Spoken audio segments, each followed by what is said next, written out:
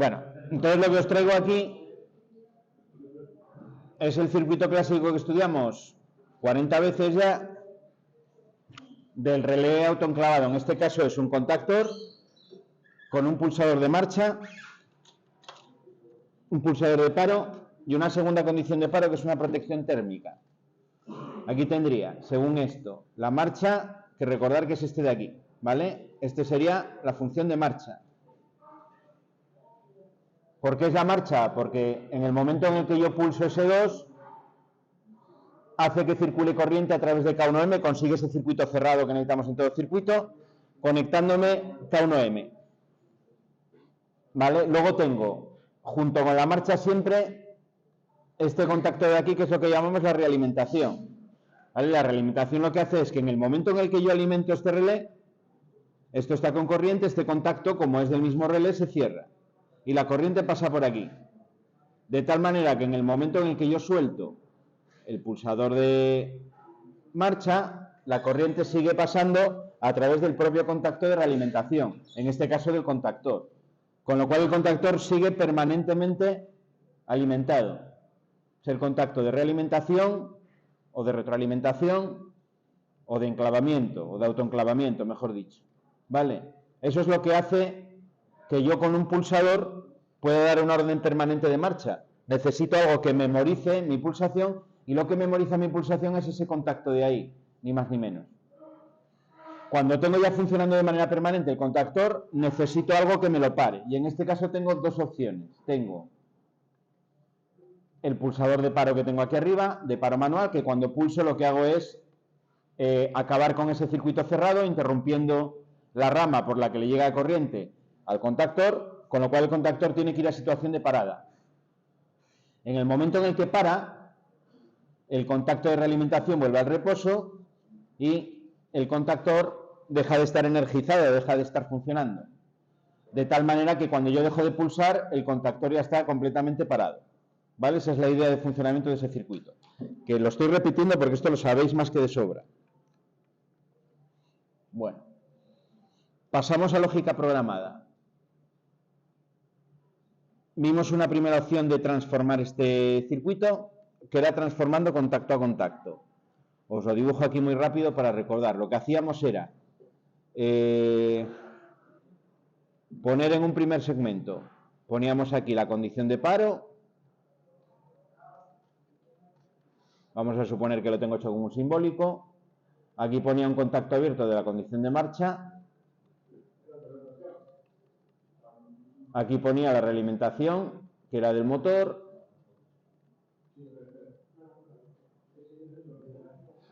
Y aquí ponía el contacto del térmico.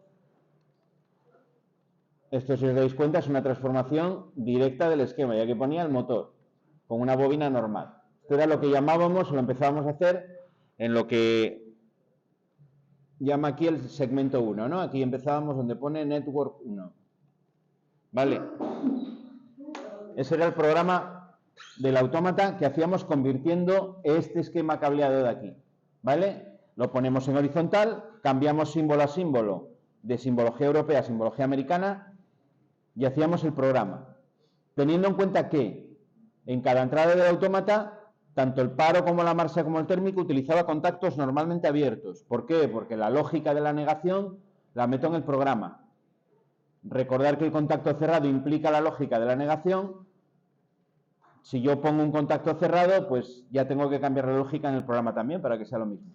Yo lo que hago es poner el programa tal cual, con la lógica que tiene el esquema cableado y los contactos en las entradas normalmente abiertos. Esa era una primera opción, pero esta opción, en cuanto me voy a programas de autómata un poco más grandes, me limita muchísimo. Me limita de la misma manera que me limita la lógica cableada. Entonces no puedo estar sujeto a esa limitación, tengo que aprovechar toda la potencia del autómata. El autómata eso me lo soluciona con dos salidas o dos bobinas de salida, que son la bobina de set y la bobina de reset. Vale, la bobina de set, ¿qué es lo que hace? La bobina de set hace lo mismo que hace la marcha en ese circuito. En este caso, cuando yo aquí en un contacto le meto un pulso de la duración que sea, es un pulso, no es una señal permanente. Aquí en un contacto, la salida se activa. La salida que yo ponga aquí, o la marca, o la posición de memoria que yo ponga, va a quedar activada. Y va a quedar activada más allá de la pulsación. Si lo representamos en un cronograma, el que siempre hacíamos para ese circuito, yo ponía aquí el set, la señal de set, y dibujaba como un pulso, ¿no? Lo que represento son las magnitudes en el tiempo. Vamos a representar aquí el reset. Otro pulso, también positivo. Ahí. Y la salida, haría algo como esto. Lo que es la salida, en el momento en el que detecta el flanco de subida, es decir, el paso de 0 a 1 del set, se pone a 1 y se pondrá a 0 con el flanco de subida de la señal de reset. Ese es el cronograma, si aquí representamos el tiempo y la señal 0,1. Eso es como lo representábamos. ¿Vale? Este cronograma es exactamente el mismo que tiene este circuito. Es exactamente el mismo, el funcionamiento es exactamente igual. Yo le meto un pulso a S2, conecto K1M. Le meto un pulso a S1, desconecto K1M. Esto directamente lo haríamos con el set y el reset. El reset lo mismo, lo que hace es mediante un pulso, que también es positivo, mediante un pulso positivo, aquí por ejemplo de otra entrada, pues consigo desactivar. Teniendo en cuenta, bueno, que esto en la programación ya concreta del S7200, esto sería un segmento, el segmento 1, esto sería el network 1 y esto sería el network 2, ¿vale? Esto de aquí es equivalente, bueno, no es equivalente porque para ser equivalente necesitaría un segundo contacto de paro con el reset, ¿no? Como es el caso. Bueno, ahora lo vamos a ver ahí con el esquema completo. Imaginaos que tengo aquí el térmico, pues iría a la segunda señal de reset ahí. ¿Vale? El paro y el térmico. Son estas dos señales que yo tengo aquí. Fijaros que no tengo contactos cerrados, porque las señales que maneja la bobina de set y la bobina de reset son señales de 0 a 1, son señales a 1, señales positivas. ¿Vale? Lo mismo que en el circuito cableado. Los contactos, el de paro y el térmico, son cerrados, pero la acción que es positiva es la pulsación del operario. ¿Vale? ¿Cómo hacemos esto en el autómata? El equivalente a este circuito cableado, que es lo que os traía aquí. Cuando pasamos al autómata, yo tengo dos cosas. El conjunto de dos cosas que es un cableado y un programa. ¿Vale? Un cableado y un programa. Tenemos a la izquierda el programa, que es lo mismo que acabo yo de deciros ahora. En este caso el programa lo tengo con las etiquetas, con el direccionamiento del autómata, que se corresponde con el cableado que tengo a la derecha. El cableado estaría como tendría que cablear el S7200. Ojo que las entradas y salidas no están en la posición física que están en el S7200, ¿eh? Es una representación simbólica. En este caso de las entradas las he puesto arriba, porque esto está hecho con el KDSIM y me las pone en esa posición. Y lo que hago es alimentar desde la salida de 24 voltios del autómata los dos pulsadores y el contacto abierto del térmico. Y salgo de cada uno de esos pulsadores y del térmico a la entrada correspondiente del autómata. En este caso tengo paro I01, térmico I03 y marcha en el medio I02. Fijaros que 3 contactos abiertos en las entradas. Y en la salida lo que hago es alimentar, en este caso el S7200 tiene relés libres de potencial agrupados, es decir, de 3 en 3 y de 4 en 4 las salidas. Yo tengo que alimentar la tensión con la que quiero alimentar esas salidas, por el 1L para el primer grupo, por el 2L para el segundo grupo, y luego ya por cada salida, cuando se activa la salida, el contacto se cierra y me pone en tensión el borne de salida. Lo que hago es alimentar con fase el borne 1L y luego ya la salida la hago pasar por el contacto cerrado del térmico como medida de seguridad y de ahí al contactor. Y el contactor va directamente unido a neutro. ¿Vale? Ese sería el cableado tal cual que haríamos en el autómata para ese supuesto. ¿Cómo hago el programa? Pues el que acabamos de describir. La manera más fácil es con báscula RS, ¿no? En este caso con bobina de set y bobina de reset. Lo único que tengo que preocuparme cuando resuelvo un ejercicio con esas bobinas es en pensar en las condiciones de activación y en las condiciones de desactivación, o en las señales de activación y señales de desactivación. En este circuito de aquí yo tengo como señal de activación del motor, tengo solamente el pulsador de marcha, ¿vale? Que aquí está puesto en la entrada I 0.2, esa es la única orden que yo tengo, I 0.2, y está con el pulsador que le hice corresponder el mismo número que en el cableado, que es el S2, ¿vale? La marca del componente físico que está cableado sería S2. Órdenes de desactivación o de parada, esto es lo mismo, si alguien se lía con la terminología marcha, paro, ¿vale? Activación, desactivación. Tengo dos señales, tengo por un lado el pulsador de paro,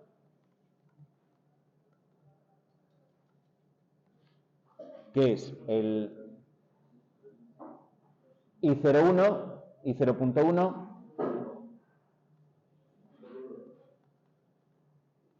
y en el esquema es el que llamamos S1, la marca, y tengo una segunda orden de paro que es el paro por el térmico. El contacto NA del térmico, ¿vale? Esto sería la I 0.3, que sería en el esquema el contacto 9798 del F3, ¿vale? Una orden de activación, dos órdenes de desactivación, ¿vale? Pues tendré tantos contactos en paralelo en cada una de las dos bobinas como órdenes tenga de marcha en el set y como órdenes tenga de paro en el reset. Es tan sencillo como eso. Que tengo además una incompatibilidad, las incompatibilidades también entran al reset, en paralelo de la misma manera. Si fuese una inversión de giro y tuviese una incompatibilidad con el K2M, pues tendría que poner aquí un contacto de una salida. Aquí tendría la incompatibilidad que estaría por aquí. Sería un tercer contacto, por ejemplo, de la Q0.1, ¿no? Suponiendo que fuese una inversión de giro. Esto sería incompatibilidad. Marcha.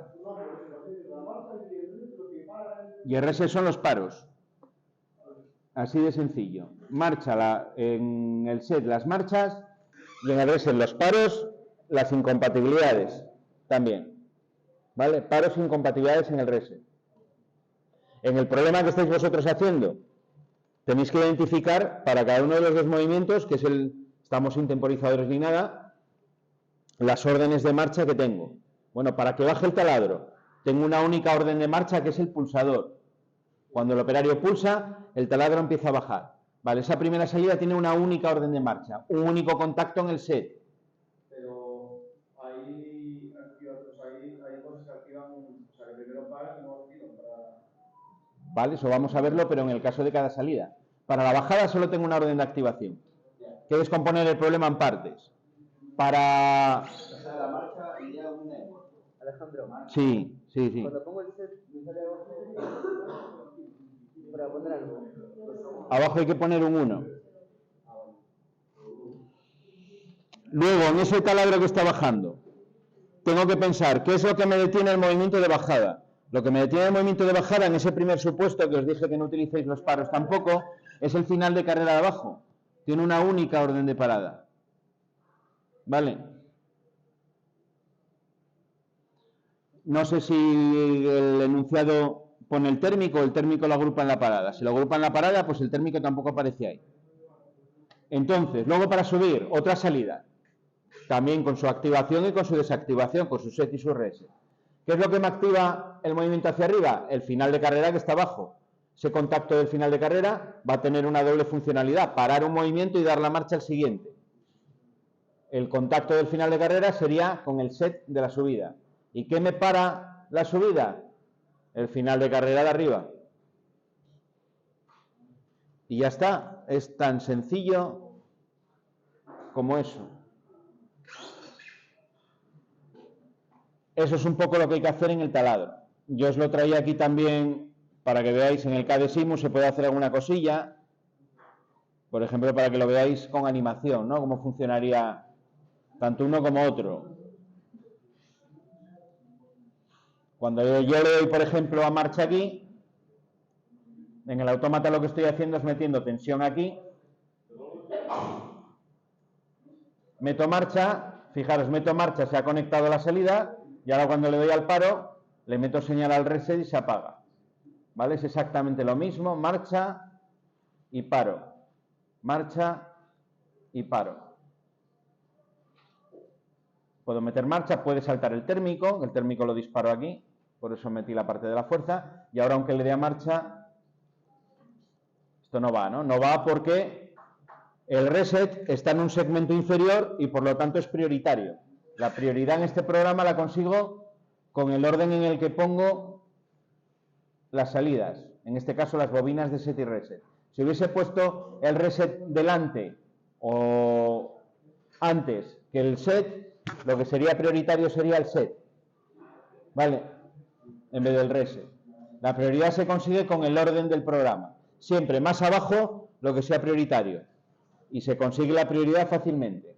Recordar que era por el ciclo de programa, porque el autómata va actualizando en tiempo real la imagen de proceso de las salidas y solo al final es cuando lo traspasa a los relés de salida, cuando le pasa esos valores. Con lo cual, lo último que yo le haya dicho sobre esa salida es lo que va a prevalecer siempre. ¿Vale? Más preguntas, más aclaraciones sobre el ejercicio.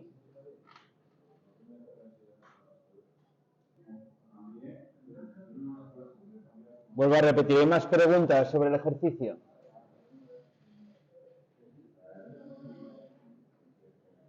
Si no hay más preguntas, os dejo tiempo ya para que lo acabéis y lo subáis al Classroom. Tiene que quedar terminado hoy.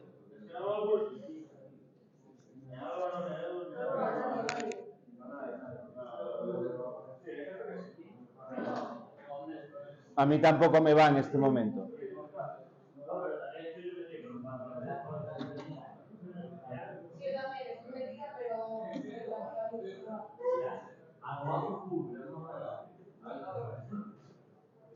¿Está funcionando el router? ¿Algún problema habrá aguas arriba con él? ¿Cómo está esto? A ver. No, tú hazlo y ya lo corregiré. Si te lo he dicho casi la solución yo. Te he dicho casi la solución yo.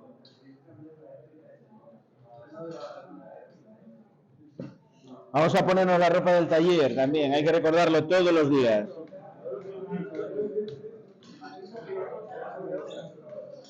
En el programa todo lo que no tenga un contacto en común hay que separarlo en segmentos distintos. Salvo que pase la corriente por un contacto común, hay que separarlo. El set en un segmento y el reset en otro.